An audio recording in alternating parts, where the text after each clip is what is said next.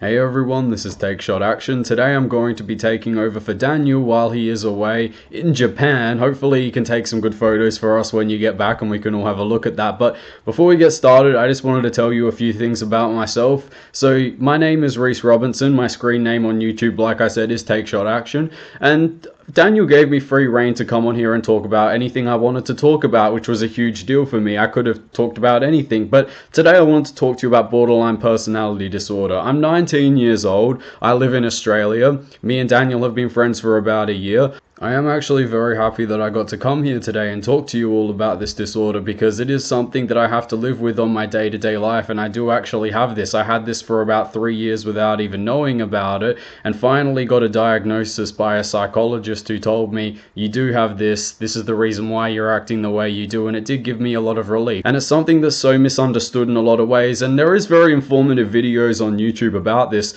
but more often than not I tend to see people who have already been treated for it talking about their experiences in the past rather than someone currently living with it.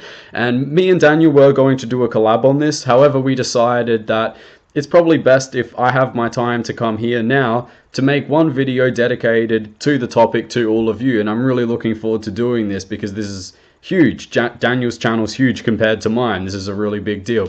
So without further ado, let's get straight into this, and I'm going to tell you all some facts about borderline personality disorder. 1 in 25 people have borderline personality disorder. 1 out of 10 of those 1 out of 25 people will commit suicide. So 10% of everyone diagnosed with borderline personality disorder will commit suicide eventually, and that is a very frightening and scary statistic and does not add up for the people not diagnosed that have committed suicide, which in my opinion is very, very, very terrifying. And I feel like society does need to address this and does need to recognize this as a very serious mental illness when those factors are taken into consideration. 75 to 90% of people with borderline personality disorder are female, whereas 10 to 25% of people with borderline personality disorder are male. In my own personal opinion, and I could completely be wrong here, I think that a lot of men don't come forward with this disorder due to a lot of society's pressure to not actually come out and say, I have these issues. I could be entirely wrong, like I said, about that. That's just my own personal opinion. In order to have borderline personality disorder, 5 out of 9 criteria do need to be met. I personally fit 9 out of 9 criteria. However, if you do fit a lot of the criteria, if you get diagnosed with this, you'll probably get told that that is not necessarily a bad thing when you decide to go through treatment to get this fixed. More often than not, this disorder isn't permanent, but it can last years. I did have it for 3 years without knowing.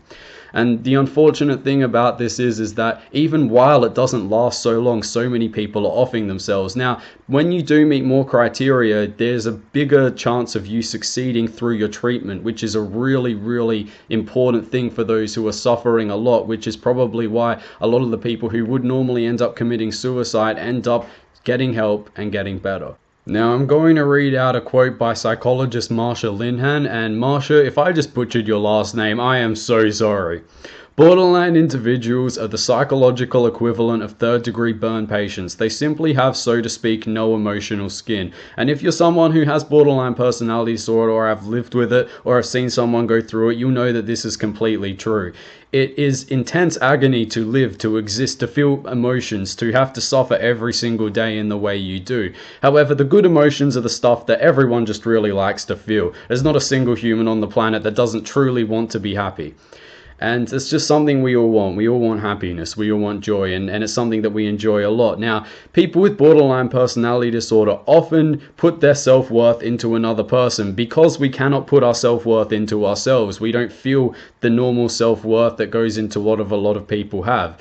It's really, really difficult to explain, but being single is completely unbearable. The one thing you want when you have borderline personality disorder is to be held and hold. To hold someone else, to be held, to wake up knowing that someone's going to be there and you won't be alone, because most people with borderline personality disorder have had it triggered from past events. Most likely it's going to be abandonment, physical assault, sexual abuse, any kind of thing that happens like that is going to often set off people into borderline personality disorder. And it's really sad, and that's where the statistic of it being mostly women really, I feel, does come into play. And I do understand it somewhat because there is a lot more sexual abuse that does happen to women in society over men. But let's just say, for instance, I'm just going to try and explain this to you all now. So I just want you all to picture this. This right here is the human brain, right? And right at the front here, we have this wonderful thing called the prefrontal cortex, and it's beautiful. It's a beautiful, lovely thing. The prefrontal cortex basically runs our logic and reasoning, helps us distinguish the things between social norms, good and bad. It's a really amazing thing, that frontal lobe. And everything else at the back is those emotions, your functioning, the inner reptilian inside your brain, down to a very fundamental level from evolution, and all that sort of good stuff is right there in the brain at the back. But the prefrontal cortex is the best part about being human, because it helps you get all that stuff from back there, run it through, and it helps you process information and take the best possible action to help you in the selected situation you are in. If you have intense emotions running, sometimes the prefrontal cortex shuts off a bit, because the prefrontal cortex is often good at filtering out emotions, taking a good plan of action when emotions take place. And right at the back is where the fight or flight response is. It's where the emotion center is.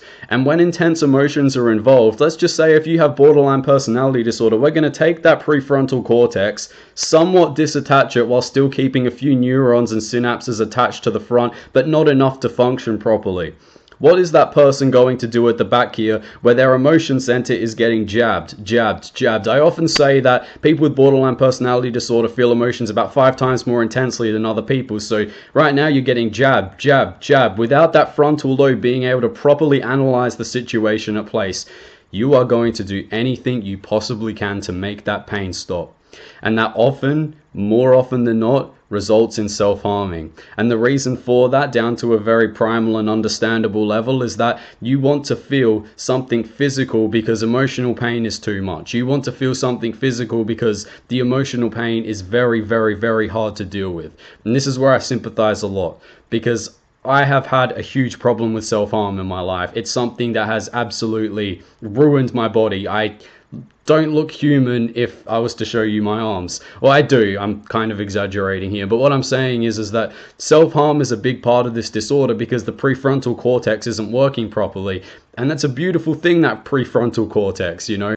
Often my biggest issue on the subject of cutting is just numb-minded individuals who have no idea what the hell they're talking about, that judge people that don't deserve to be judged, and judge people when they don't take the time to understand why these people are doing what they're doing. This is one of the reasons why I made a video called Onision Cutting is Serious towards the YouTuber Onision, because he was really being a scumbag to people who legitimately had these problems and feelings inside of them and self-harmed as a way to escape it, whilst not even contemplating why they're doing what they're doing or proceeding to understand it.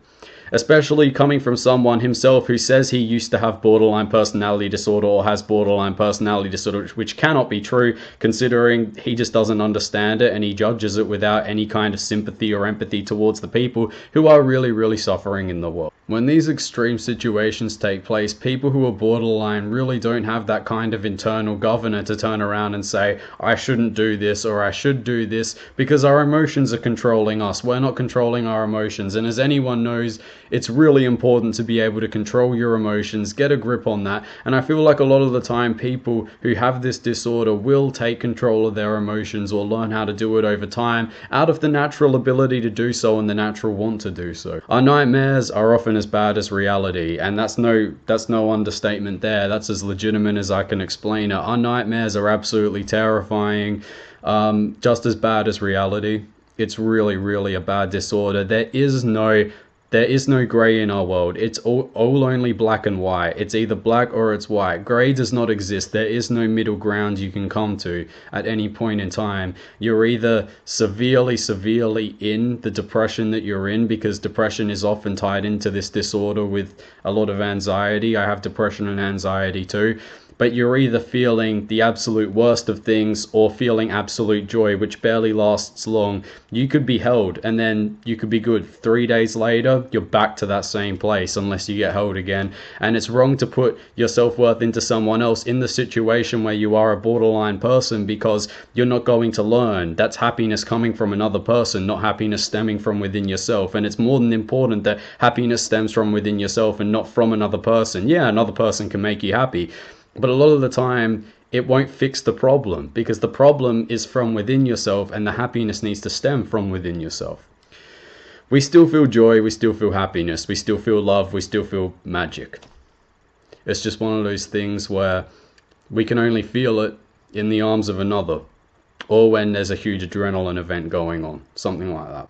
Now that we're near the end of the video, and thank you so much for making it this far if you have, I'm only going to ask you one thing. And that one thing is, if you see these signs, if you see this happening to anyone, don't abandon them. Just don't.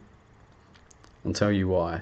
The one thing that people with borderline personality disorder fear the most is abandonment and loneliness. We barely even fear death. And that's saying something.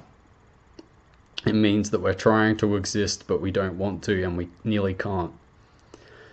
By abandoning us, it's only going to make us worse. And the reason why we may have lashed out at you is because our prefrontal cortex wasn't really functioning all too well, and we decided to go with the fight response instead of the flight response, rather than calming down and getting control of our minds.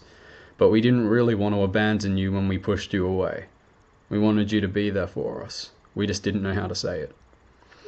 So, other than that, we would probably go and run and hide and seclude ourselves in our rooms, because when we can't hold, we claw. Or self-harm, to put it loosely. Dialectical behavior therapy is what I'm starting in June.